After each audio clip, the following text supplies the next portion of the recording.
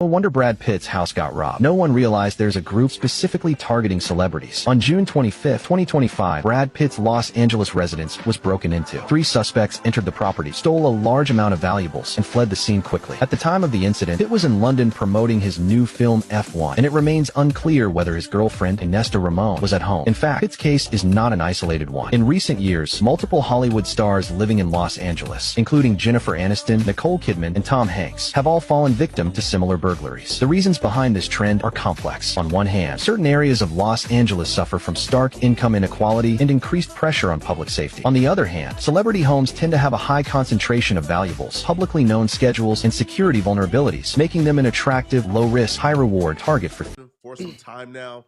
I said it on No Jumper about 2 months ago. I spoke to someone at the U.S. Attorney Office. I pretty much can run you guys down exactly who's getting indicted next and which RICOs is coming. I know people personally that are gonna get indicted for a RICO soon that I can't tell because apparently that's obstruction. Just like the YSL case, the attorney told somebody she knew they were gonna get arrested soon, and that was obstruction. So I just gotta sit back and watch it all play out. But like I told y'all 2 months ago, this was coming, and it Flacco a cold nigga, bro. You telling me you knew this shit the whole time? I mean, but you heard him. He can't tell. It's obstruction. This, that, the third, bro. Yeah, so they didn't came down with a new RICO, the rich rolling RICO. Yeah, talking about they been shimmying through windows and stealing people's shit, bro. What was referred to as the Rich Rollin' Burglary Crew, responsible for 92 residential burglaries in the city of Los Angeles. Some of these crimes date back to 2022, but the majority occurred in 2024 and 25, impacting families across our city. These crimes spanned across West Los Angeles, Pacific, Hollywood, Wilshire, North Hollywood, West Valley, Northeast, Devonshire, Foothill, and Topanga divisions, showing the reach and impact these offenders had on families throughout our city. The break-in this case came in February 2025 when 3 of the suspects involved in this ring were arrested following a vehicle pursuit. Officers recognized the van as being used in 2 burglaries that occurred the day prior on February 12th. Following that arrest, detectives began using information they obtained to identify additional suspects. In April of 2025, a search warrant was served at a residence in Los Angeles. At that time, 2 rifles, 5 handguns, a large amount of ammunition, body armor, large capacity rifle and pistol magazines, including a 50-round handgun drum, purses, jewelry, high-end watches, stolen credit cards. Purses and jewelry. You telling me y'all was taking these people's shit back to y'all crib after you know you done took it from somebody's crib, bruh? That's evidence, bruh. Cards, fake ID, as well as multiple license plates were recovered. We do not believe this particular crew is tied to the rash of recent burglaries in Encino. While this crew may not be connected to Encino, we've made progress with other recent arrests and continued to dedicate significant resources to identifying and apprehending those responsible. 10 suspects, all adult career criminals with prior arrests for violent and property crimes, have been identified. 10 are confirmed gang members from the Roland 30s and 5-5 neighborhood. In custody from August 20th operation, Devon Collier, 37 years of age, Tyrone Tisby, 47, Frank Tisby, 38. The Rolling 30s and 5-5. So this ASM Bobster and ODM Slim homies, bruh. Oh, Flacco, you cold nigga, bruh. You knew about this shit. You ain't give ODM a heads up. 38. Jeremy Shepard, 38. Jermaine Kimbrough, 22. Michael Lewis, 20. Eric Cannon, 40. And Markel Lewis, 26 years of age, were all booked on charges including burglary and possession of controlled substances while armed. Already in custody on unrelated charges, Anthony Leslie, 36 years of age, and Sean Quinney, 36 years of age, both facing attempted murder charges. These individuals represent the kind of repeat offenders we're targeting through our crime suppression strategies, and their arrests underscore our progress in reducing burglaries and other crimes. During the searches, we recovered 15 firearms, several reported stolen from residential burglaries, and a large quantity of ammunition in various calibers in a large capacity assault rifle and pistol magazines to include a 50-round handgun drum magazine, 6 handheld communications radios, face masks, headlamps, burglary tools, window punch tools, cans of bear mace, narcotics, a money counter, cell phones, and stolen property, including 3 high-end watches, U.S. and foreign currency, high-end bracelets, designer purses, and suitcase and wallets. So you look at everything that was taken here, just a major hit to any family that was impacted. This evidence directly links the crew to their crimes and will strengthen our cases. You know it ain't no honor amongst thieves, bro. Somebody giving it up. Somebody told, you know what I mean? In the bigger picture, while technology is a game changer, nothing replaces a watchful neighbor or an active neighborhood watch. That's the most important tool that we have in preventing burglaries. We're doing more with less, deploying increased patrols, air support, mounted units, and community engagement like Coffee with a Cop, senior lead officer outreach, and working with our community police advisory boards to build trust and foster relationships. If you see something suspicious, please call us. Your tips help us disrupt these crews before they can strike again, maybe at one of your neighbors. This operation is part of our ongoing efforts to restore peace of mind to our community members. We listen to the community and use every resource we can to ensure safety for all. So thank you again for following this case, and our hope is to be able to let everyone know we're there for them, we're working these cases. How you expect to make this shit a career? You do what you do, your little 1-2, you end up getting caught, you go to jail, now you gotta pay for the legal process only to get out and start all over, bro. Case is hard. Often when you don't hear anything about what the work that's being done, there's a lot of working people, and I look around right joining me for this press conference. Amazing work. I could not be more proud of our officers and detectives who've been out there leading the way on this, and I'm very thankful to them.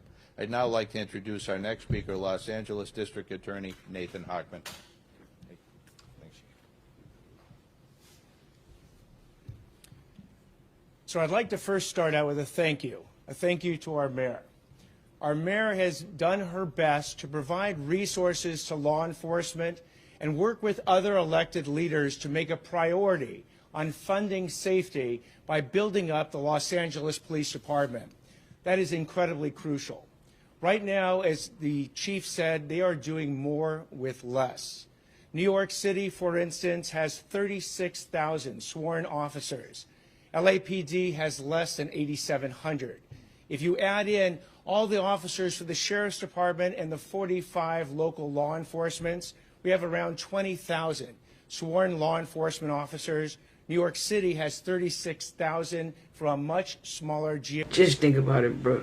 The people the people already go through enough only to have their homes violated, whatever. You might think somebody doing better than you, and they might be, or whatever the case is, but it's a violation though, bro, on some human right type shit. Just because they having it, a lot of people in the hood, they be having that take from the rich, give to the poor mindset.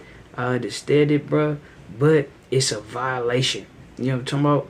Yeah, you can't just go in nobody's shit, take their shit, ram shit. Now, just imagine how you would feel.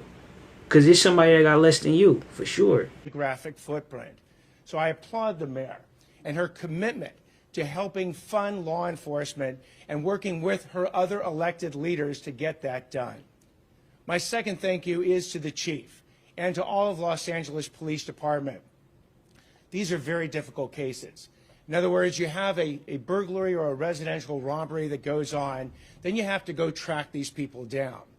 What LAPD did in this case to track these 8 individuals down, and by the way, these are the 8 that will be discussed that have been charged with crimes, but there's a lot more out there that they're going after. Their techniques are absolutely cutting edge for law enforcement to go ahead and track down these criminals.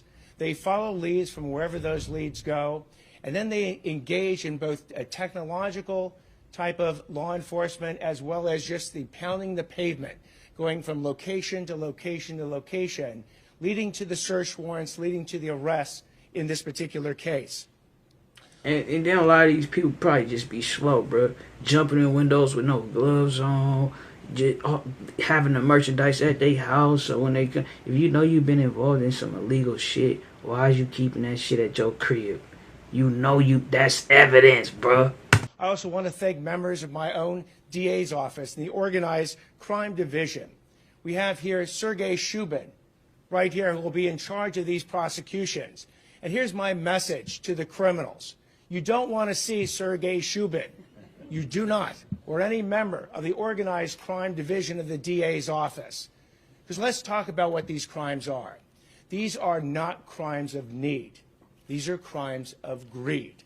What you have is individuals often not from the communities, and you'll see a chart over here detailing the the 55 cases that the DA's office has, but there's an additional 45 cases that are under investigation.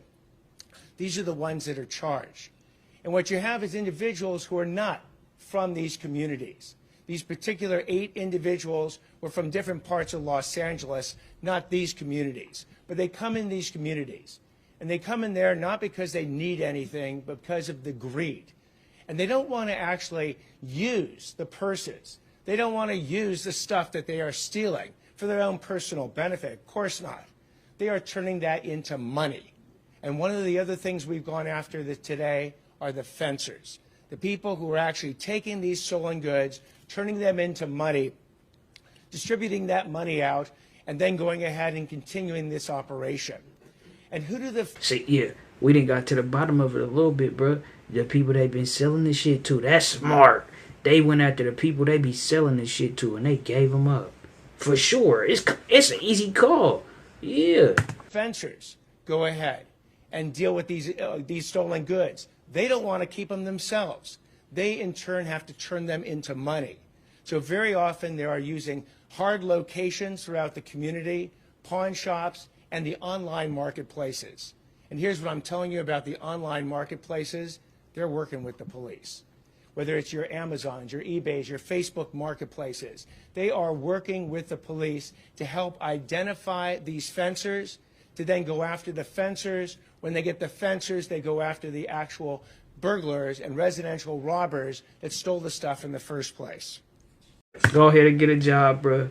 It ain't worth it, bro. They tell it, bro. They got hella technology. It become a trend, right? Because a couple niggas will pass. A couple niggas will get shimmy through a window or two. Come out with 500,000. Come out with this. Niggas hear about these amazing licks that certain people didn't hit, and these come ups that people didn't came up off of, whatever have you, and they want to follow suit. Most of the time, it be a dead end street, bro. Yeah, he got lucky, bro. Certain people is lucky, bro. And they is in different ways. You might be lucky in a different way. You wasting your talent shimmying through a window, bro. You better find some other shit to do. Yeah, it's a violation. I understand it, right? Poverty being so close to affluence is tempting, and it's temptation, right? But it's a violation, bro, of somebody else's shit. You gotta look at it like it's your reflection, all like white, black, whatever, purple. You gotta look at it like we all one, and it's a violation, bro. You know what I'm saying? You wouldn't want nobody shimmying through your window. Like I say, it's somebody who got less than you for sure, and you think that's, you know what I'm saying? You gotta figure out a different way to go about it. That's why, like, it just be a trip, bro. But I understand it though. I definitely do, and I understand.